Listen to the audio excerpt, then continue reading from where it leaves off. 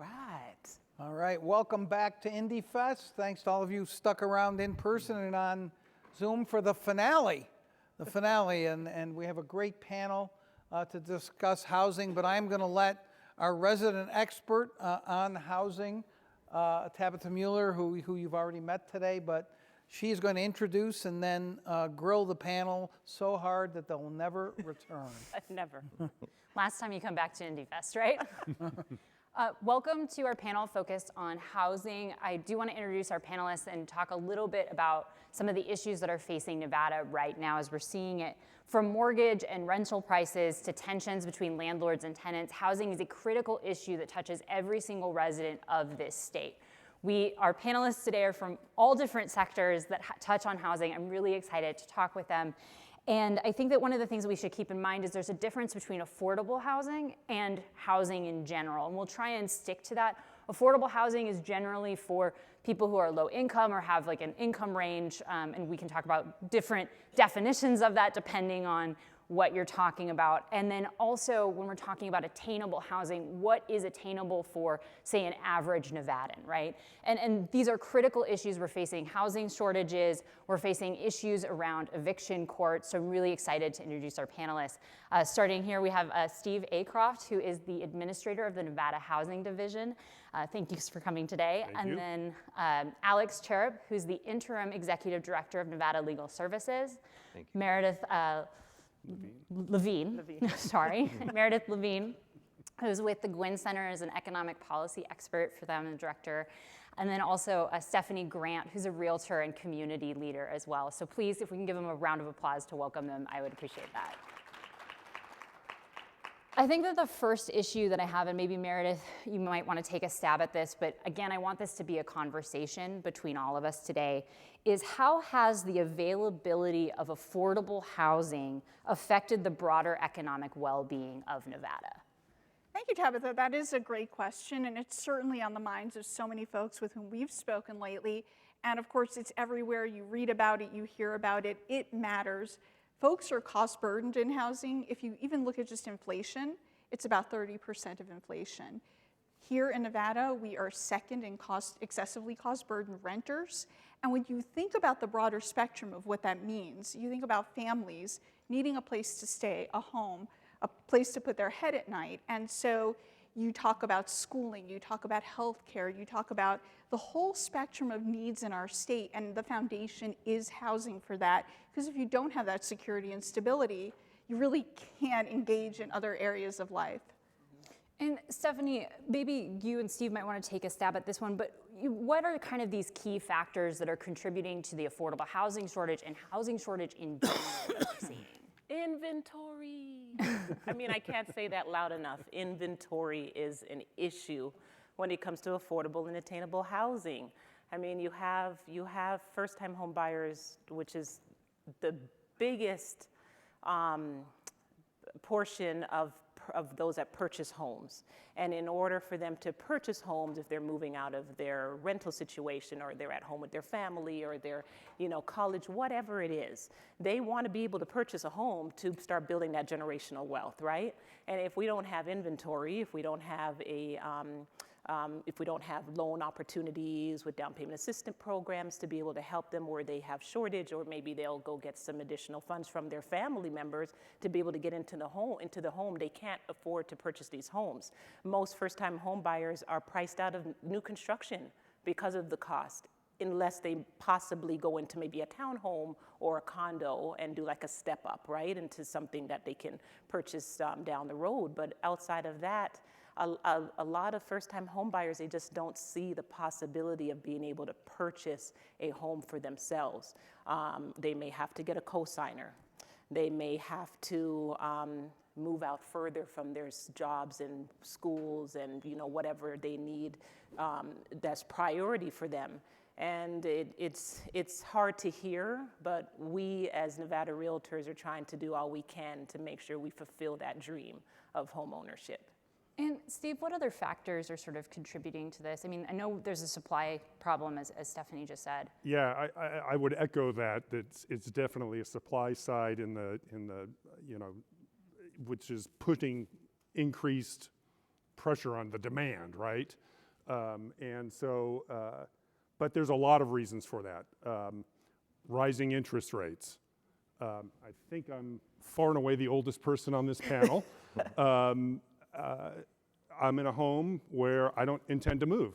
Why? Because interest rates are so low. There's a lot of us out there like that. Normally there'd be a churn through that process. If you're gonna give up your 2 or 3% mortgage, you know, and why would I go to a 6% mortgage currently and pay more for less house? And so that's part of the issue that's there. Now, naturally, that's gonna come down a little bit. We're never gonna get back to where we were previously. But that's a big issue. We have folks coming in from out of state. We're a growing state. We have a limited land supply. We have limited labor. All of those factors just keep pushing up. And sort of to back into what Meredith was talking about, you know, that ties into economic development, that ties into not just healthcare, but every facet is almost tied in to some sort of housing. And so housing stability is a huge issue in Nevada. And I know that Meredith talked about how this touches on different people's lives. Alex, from a legal perspective, when we're talking about housing supply, what do you think about in terms of what residents need access to? Sure. One of the areas that a tenants' rights attorney, which my office employs a good number of, focus on is the housing that we have right now. Evictions in Nevada are in a summary eviction process structure, which means it's very easy to evict a tenant. And so part of this question has to involve how we keep people in their homes and work on ways of preventing homelessness and supporting unhoused individuals. We have residences for individuals that every day those people are being evicted. So what can we do to find ways to ensure that people stay in their homes during challenges that might be related to access to money for rent, a sale of a property, or whatever the case may be? And so some solutions are thinking differently about how our eviction process works in Nevada, or other types of processes that allow for individuals to have greater protections. An example of that would be diversion courts that allow for individuals, vulnerable individuals, seniors, people with disabilities, to have protections to stay in the homes. Gotcha. In general, evictions are, as any civil legal matter, there's no right to an attorney. So the majority of evictions, a tenant goes into the court, if they do in fact file their tenant's affidavit, and are unrepresented. We see roughly across the board in civil legal matters, 92% of individuals don't have a right to an attorney. So that is an important piece, I think, in this question. Yeah, and we'll get to some questions around eviction court and those, but I want to stick a little bit more right now to kind of affordable housing broadly and some of the solutions. I know that Governor Joe Lombardo and Democratic officials in Congress have emphasized that the state's affordable housing crunch could be solved by allocating more federal land. Now, I'm not asking you to comment on those policies. I know all of you individuals are here on a nonpartisan basis for the most part. But what I am asking, is land the solution, or is it part of the solution? And I don't know, Steve, if you might want to. Tabitha, if I may, this thing has become hopelessly politicized, which is why she put that disclaimer in there, which is great. Open land, you know, and it supposedly is bipartisan, but let me just interject here, just one thing. Meredith, you have done a lot of research on this issue of housing. So you can not just be nonpartisan, but you can just present the facts here. What have you found? I've been covering politics for a long time, as many people do. I've never seen housing come up as an issue that people are concerned about until this cycle, and it's second to the economy.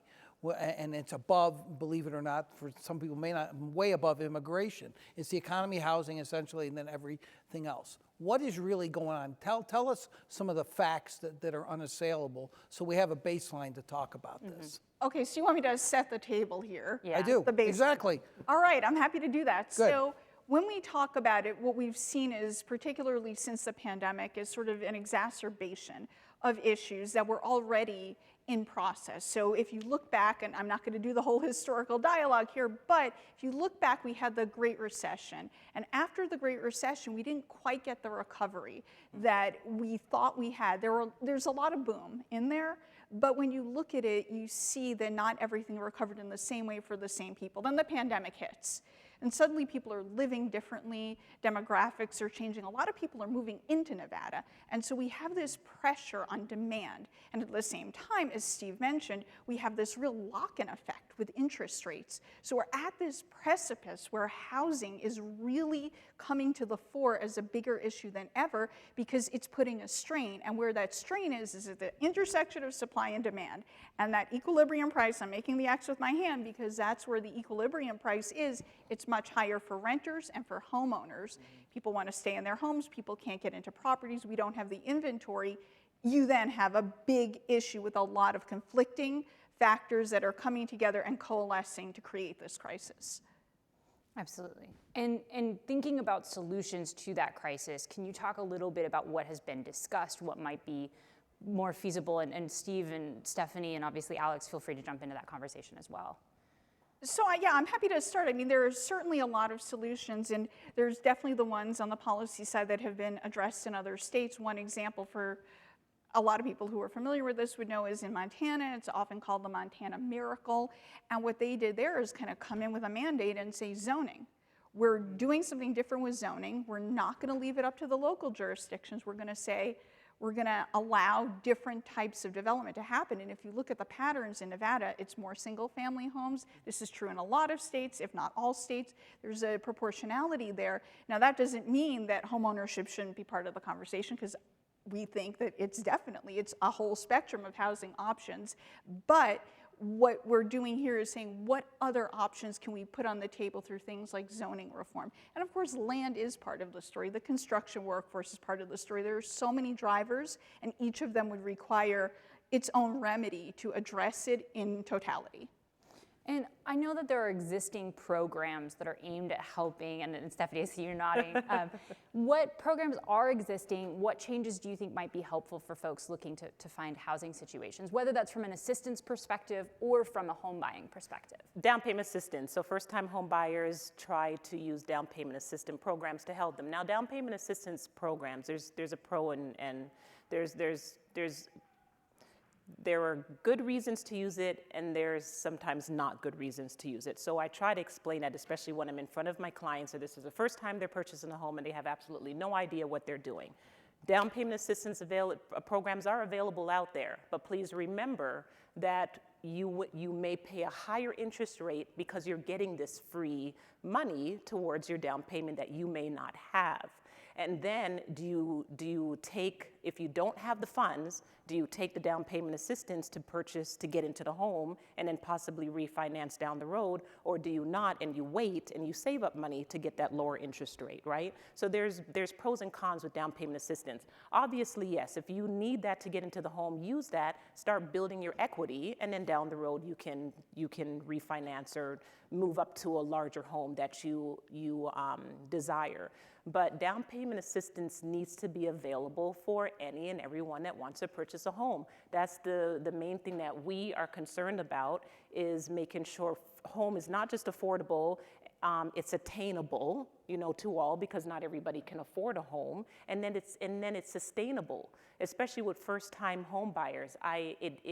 It concerns me when a year later, after we go through all of that to get them into their home, if it's credit repair, if it's education, if it's going through the classes for the down payment assistance programs, and then a year later they're calling me and saying, Steph, I can't afford my home anymore because all of these rising costs. So education, of course, is important, but we have to have different down payment assistance that's going to be sustaining in the long end, not just getting them into the home, but it's also helping them through their home ownership journey. And I know you're talking about down payment assistance, but what about assistance for, renters or those types of folks?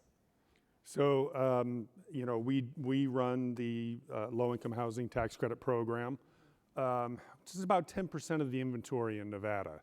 And so that makes apartments available to those at basically about 60% of area media income and below.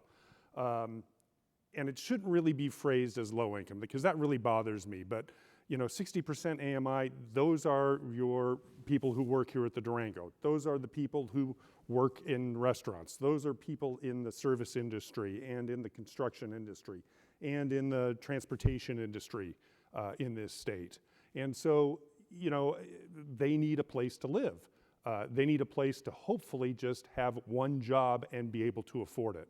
So that really drives out of the federal programs through the low-income housing tax credit program. And I know your last panel, they talked about tax credits. These are tax credits that end up going to through the development community that brings equity into the project, so you can rent an apartment to somebody at that discounted level. There was legislation passed, half passed. It made it through the House, didn't make it through the Senate. That I can tell you, and John, to your point that this is highly politicized, that's not necessarily a bad thing. Because we're seeing action and communication and education. But getting back to that, that was going to change some structures that allow us to develop more affordable housing.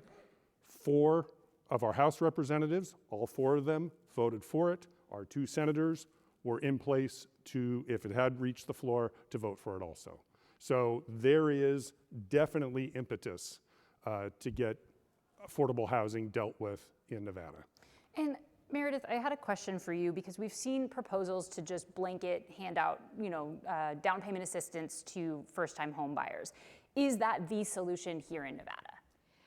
In my opinion, and based on the evidence that I've come across in the research, that might not be the solution in Nevada. It could be part of the solution. And let me explain just for a moment what the reason is for this, which is to say that when you look at a market that is undersupplied, for an economist's term there, it's a scarce market, what you see is these higher home prices. So let's take a home in Reno that at the median is around $600,000.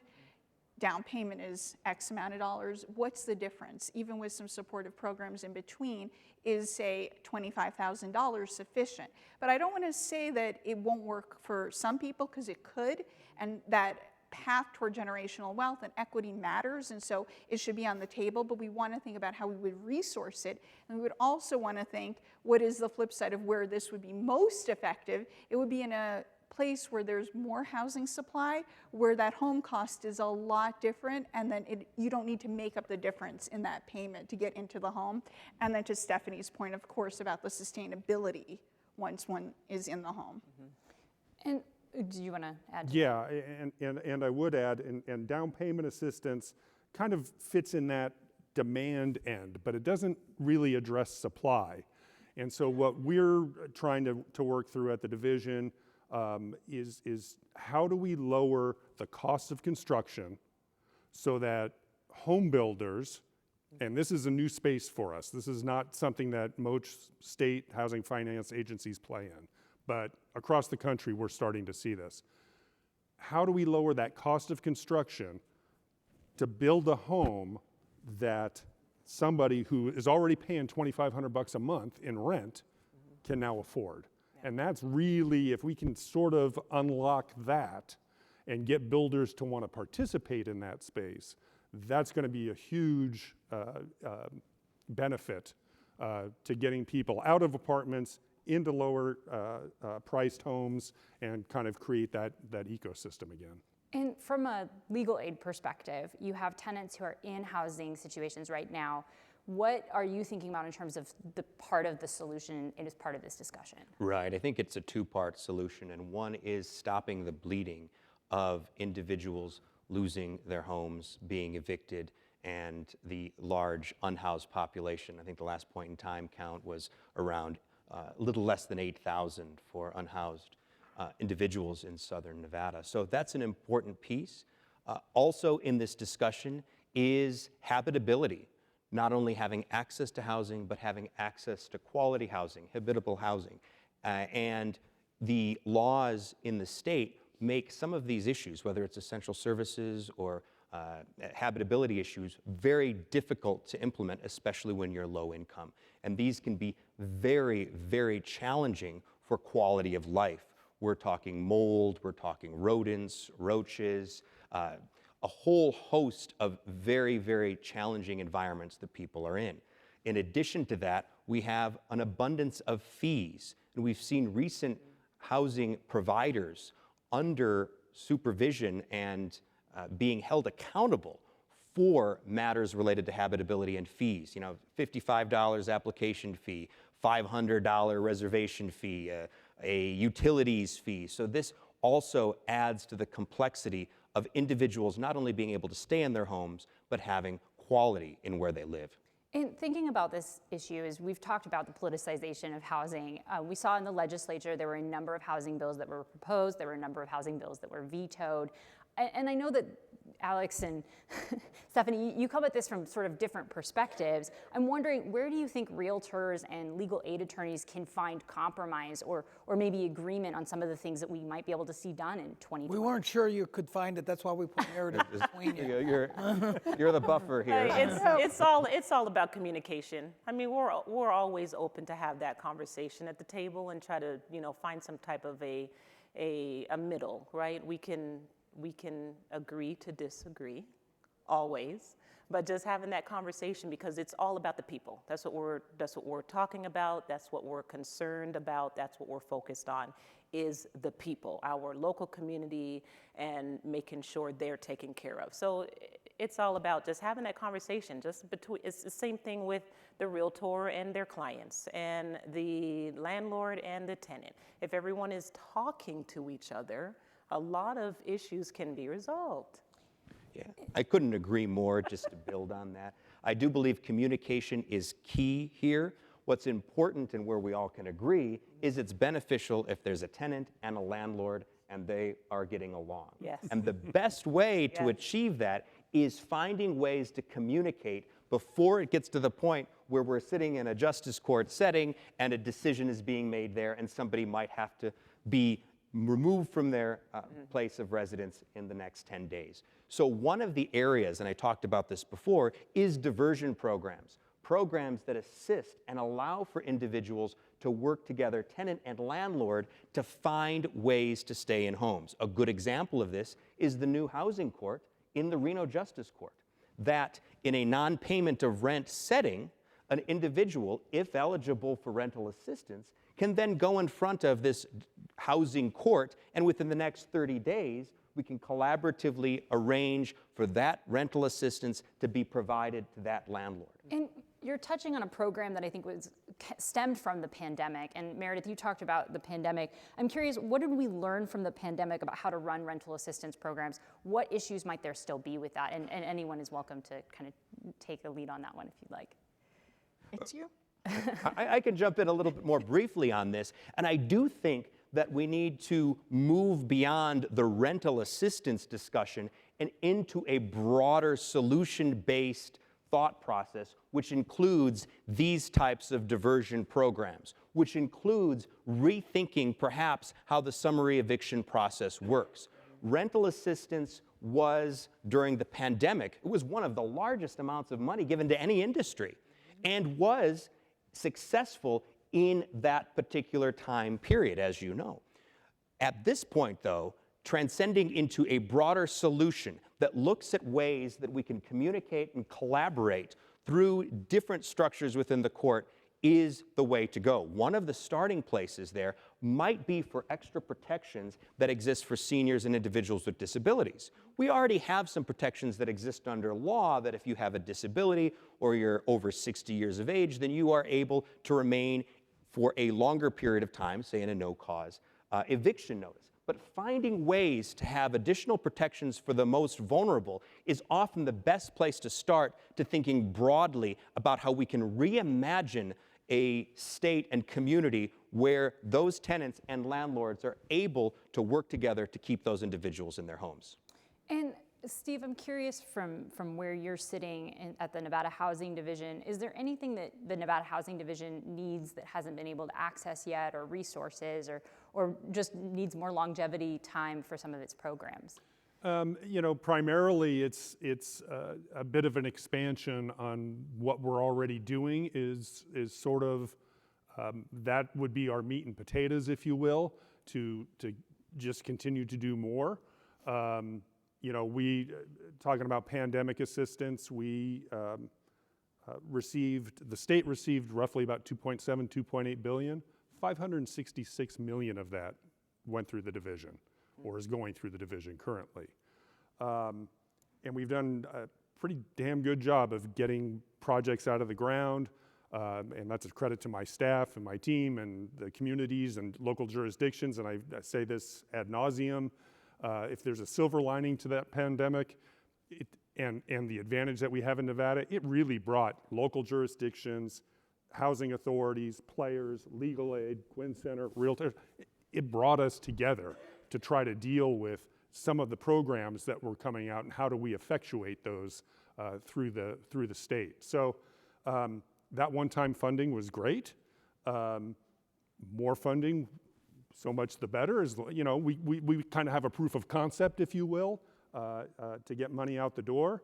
And then, you know, but that was all federal legislative money that came through. And so that goes back to, and I'm not going to comment on anybody's particular plans, the fact that both presidential candidates are actually talking about this, that's huge.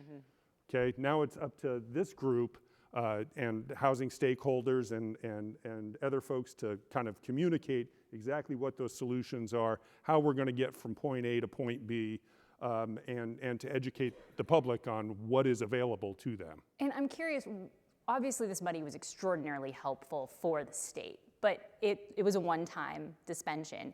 Is the division prepared to move forward and able to sustain the programs that it has? So that was one of the things and the considerations that we looked at when we first received the money, you know, because we really wanted it to focus on areas that we were not typically playing in a large part of, just because of the nature of the funding and what it is. So we looked at supportive housing, transitional housing, things that typically we don't get enough monies for, and that was sort of part of that target, lower income stratas, because those are harder projects to pencil as they're developed. So that was really part and parcel of the focus. And then the other part of that was effectively to get projects that almost were going to pencil, but wouldn't but for the dollars that would come in. So we've done more supportive housing, more transitional housing. A lot of it still is under construction or it hasn't come online yet, but it will begin to make an impact. And one of the projects that we've been talking about at the state level is a proposal to change funding mechanisms for relocating residents of Windsor Park. Now, for folks that don't know, that's a neighborhood in North Las Vegas that was built over an aquifer and geological faults that led to sinking ground and housing damage. The community was built as a result of segregation-era housing policies. Will the state be able to relocate residents? I know that's been a question, especially given the recent conversations about that funding. Yeah, so that's funded with $37 million. 25 million of that is part of that 566 million in ARPA funds. That has a deadline. Actually, it has two deadlines. It has an obligation deadline of December 31st, 2024, and it has an expenditure deadline of December 31st, 2026. It is a complex problem. That problem has existed for 40 years, and we're trying to just run through the tape and continue to do it. We do have some sincere concerns about getting the money spent by 2026. That's not stopping us. We have not hesitated at all. We have already obligated the funds to the project, so there's no jeopardy of those funds being pulled, if you will. It's done in law. We heard from the legislators a week ago at this time that keep doing what we're doing, and that's exactly what we're doing. Absolutely. And Stephanie and Alex, I'm going to jump back to a previous conversation. I know that you said that communication is key, especially heading into the 2025 legislative session, where we know housing is going to be an essential topic. I'm curious, are there any policies that either of your organizations have are going to be advocating for or pushing for, and then we'll have some follow-ups on those. Yeah, definitely for 2025, top of the top of our list is sustainability, of course, with housing and fire insurance. That is a huge issue. And we will definitely be having several conversations with our elected officials on how we can make sure that homeowners are able to obtain insurance on their home. I mean, if you have a home and regardless if it's paid off or not, you need insurance. And here in Nevada, fire insurance is huge, and they're being canceled with 30-day notice, or there's nothing else for them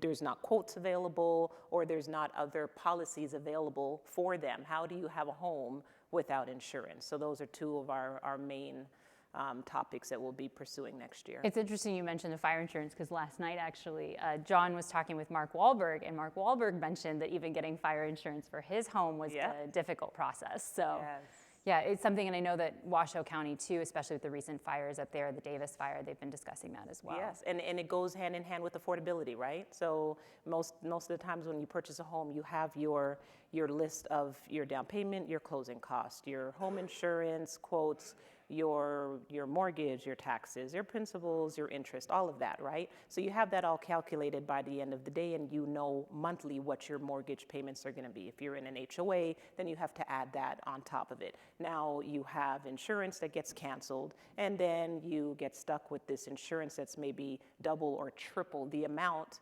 How do you afford that if it's now knocking you out of your monthly expenses?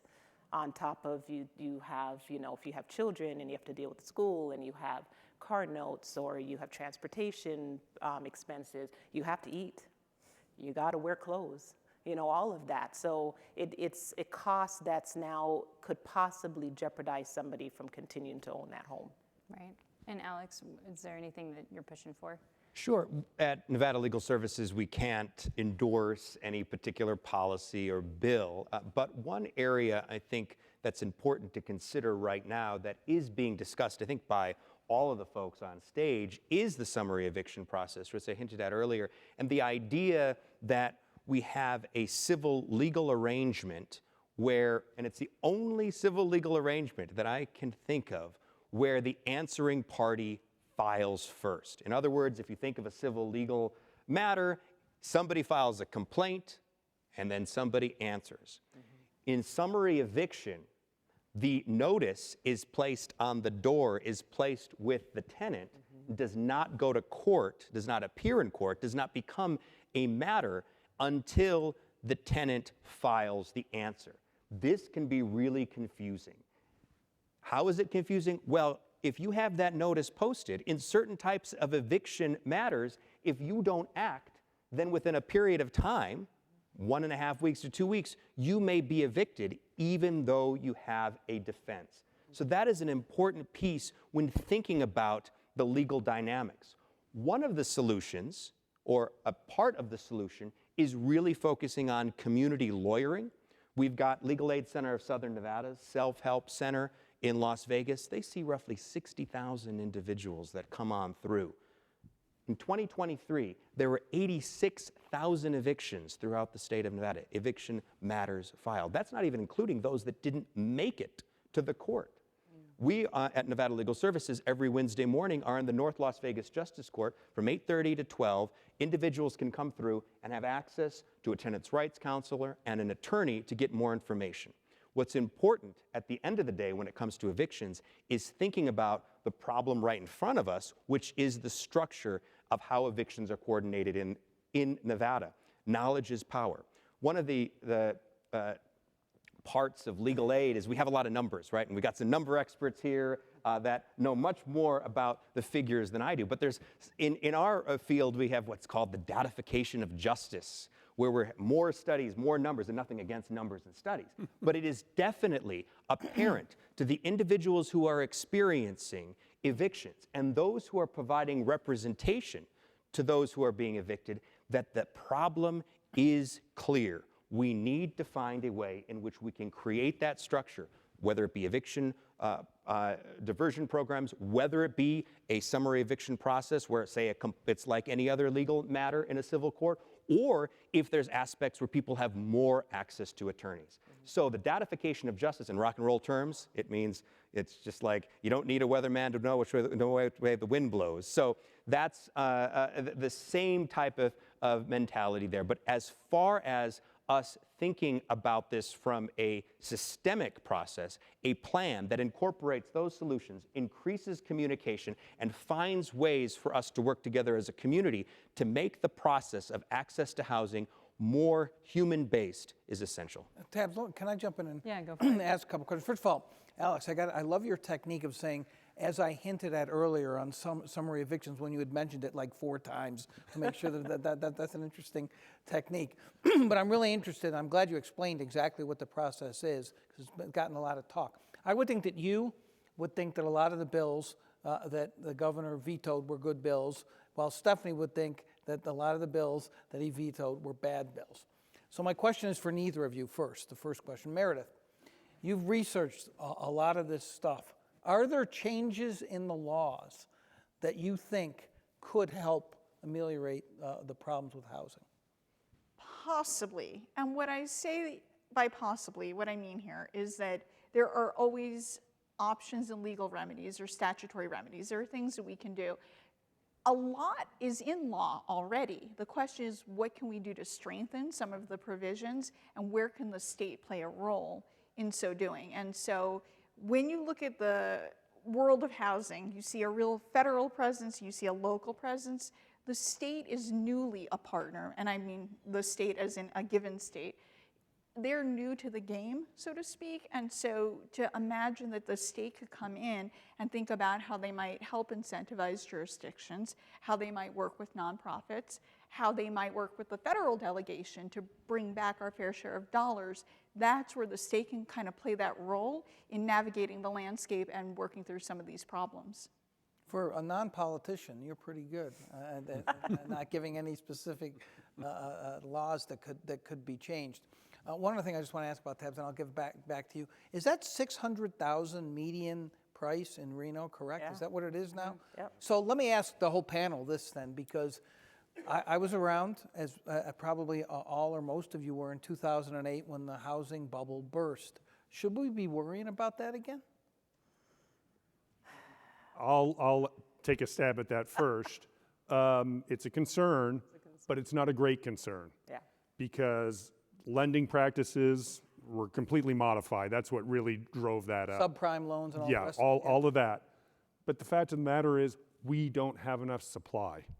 And without that part of the equation, that argument kind of falls apart. If we had a lot of supply out there, okay, that's a different conversation, but we don't right now. And we may not be heading for housing crash, but are we expecting to see housing prices decrease or changes in that, or not until we get more supply? We need inventory. Yeah. That That's what lovely realtors word. always say, though. Inventory. Come on. Inventory. I mean, $600,000 up north, and down here we're at $480. Median house for single family. And then for those that can't afford a single family, and we say, okay, we'll start out in a condo or a townhome. Condo or a townhome is right about $299. You know, and there are units out there, there are homes out there available. But then if you can't afford or qualify for $299 or $3,000, you now have to go into a rental. Rental median is $22,000, $2,500 down here. For like a home that's owned versus an apartment, you're looking at maybe $1,500 for median. So yeah, we talk about that, but it's also, I believe too, it's education. You know, just educating the public that they understand what they're going into. Everybody that comes to a realtor that says, I want to buy a house, doesn't necessarily mean that they are able to buy one if they don't understand what they're getting into. And that's in purchasing a home, that's in renting a home. Read your contracts. We tell that to all of our clients. Know what you're getting into and understand it. And if you can't understand your forms, the contracts, the lease, the purchase agreement that they're pushing in front of you, reach to out to Alex. That was my segue. Reach out to Alex and have them explain to you if you feel that you don't understand it. Just don't go in there and sign and blind way, and then down the road you're having an issue. So when you say back to the 2008 situation, I know several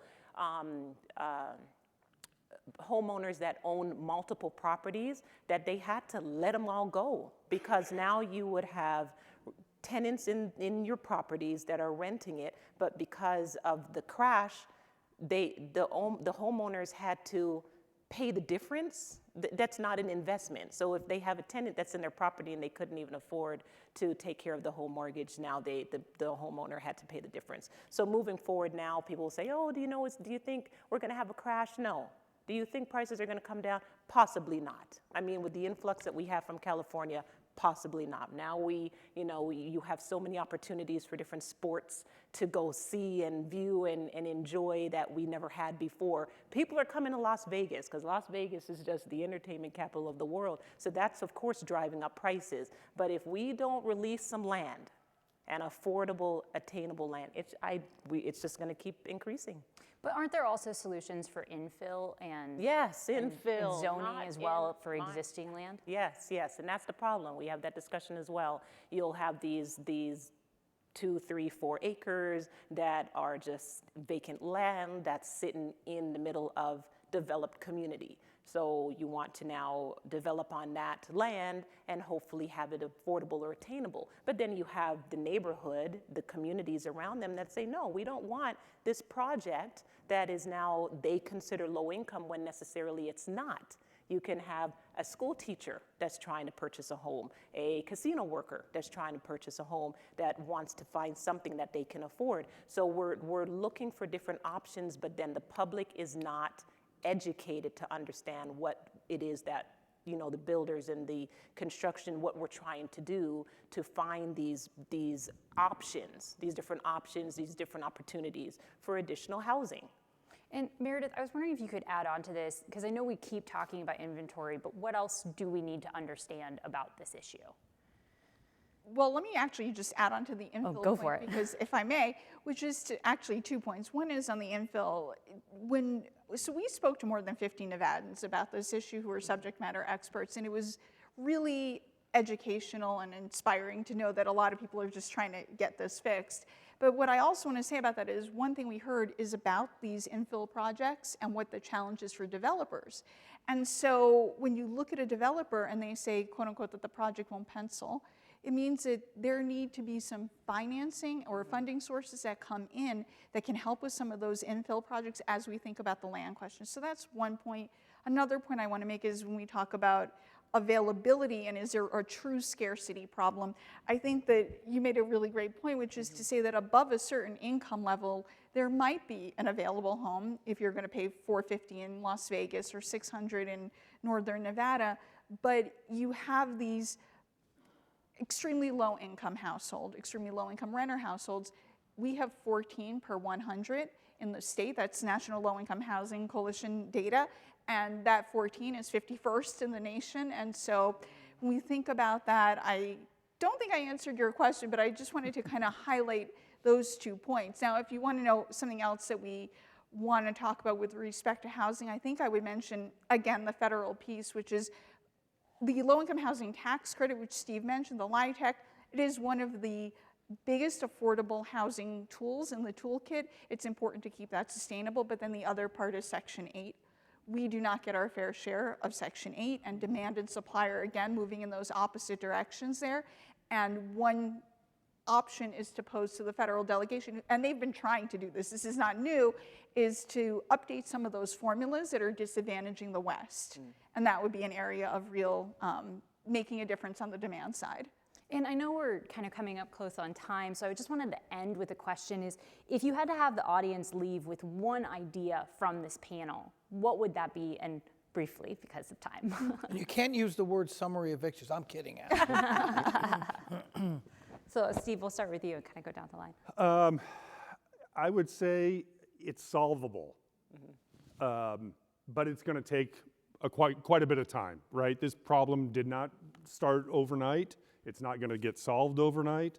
We just have to kind of communicate and work together. Land use policies are a big part of that equation. Land is a big part of that equation. Financing is a big part of that equation. And so, so there are solutions out there. Everybody just kind of has to be receptive to working within the ecosystem to advance them. Absolutely. Alex? Summary eviction. No, I think that the solution is based in innovation and creativity about thinking about how we can work together to address first the bleeding that is happening within the community when it comes to access to housing. If 2023, we have 86,000 eviction notices that appear in court, what can we do as landlords, as tenants, as attorneys, as members of the public to create structures that allow for individuals to remain in their homes? And that goes beyond rental assistance. It might go beyond reform in the laws. There are particular pieces in the law. I will talk about this, how if you have a summary eviction matter that goes in front of a judge in the justice court, if that is unsuccessful, if there's a dispute of material fact, then that eviction shall be dismissed and should then go through the longer plenary eviction, which is the civil process where there's a complaint and a longer process. So it's not as immediate. So thinking about solutions like that, having landlords and tenants working out ways to find those solutions, adhering to the law, and moving forward to think about how through having knowledge, we can stop the bleeding and use the units that exist today and the housing opportunities that exist today to ensure that those people remain in their homes. I would take this opportunity to point not only to the collaboration infrastructure, which is so crucial to this whole enterprise, but also to think about what a housing strategy might look like, something that's holistic, that really involves everyone in the state, that coming together, having the dialogue, being in the room, but then also using the right data and evidence to inform something that's a bit larger and broader.